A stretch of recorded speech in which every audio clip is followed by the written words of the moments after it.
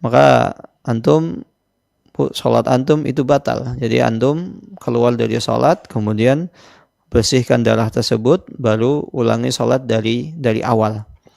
Maka ketika darah tersebut itu banyak, maka membatalkan. Tapi kalau seandainya sedikit, maka insya Allah tidak mengapa. Terlebih lagi tadi disebutkan sebelum sholat itu sudah berusaha untuk mengusap, membersihkan. Maka insya Allah kalaupun keluar darah tersebut biasanya sedikit. Kecuali kalau darahnya banyak, maka silahkan batalkan sholat, bersihkan, kemudian ulangi sholat. Wallahu ta'ala alam bisawab. Baik Ustaz, jazakumullah khairan atas jawabannya. Kemudian insya Allah pertanyaan terakhir dari Google Formulir. Nanti setelahnya kita beralih ke pertanyaan dari teman-teman via Zoom ya. Bismillah, izin bertanya Ustaz. Apakah boleh merutinkan sholat di musola kantor bersama-sama yang lainnya dan secara berjamaah? Untuk jarak masjid terdekat dari kantor kami sekitar 200 meter. Dan apabila kita rutinkan di musola ini, apakah harus tetap azan? Padahal sudah terdengar suara azan di masjid sekitar. Mohon penjelasannya Ustaz. Jazakumullah khairan.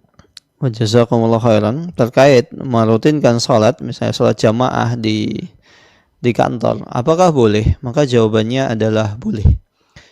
Selama tempat yang digunakan untuk sholat tersebut itu suci, terbebas dari najis, dan tempatnya memang memungkinkan untuk seseorang melaksanakan sholat. Maka ketika itu boleh seseorang untuk sholat bersama saudara-saudaranya yang satu kantor. Dan disebutkan di sana tadi ada jarak, ada masjid terdekat itu 200 meter. Maka perlu dilihat 200 meter ini kalau dilihat dari segi angka itu tidak jauh, memungkinkan. Tapi terkadang 200 meter, ya 200 meter tapi putar balik. Misalnya harus putar balik dan misalnya istirahat sholat, misalnya waktu istirahat di kantor itu mepet.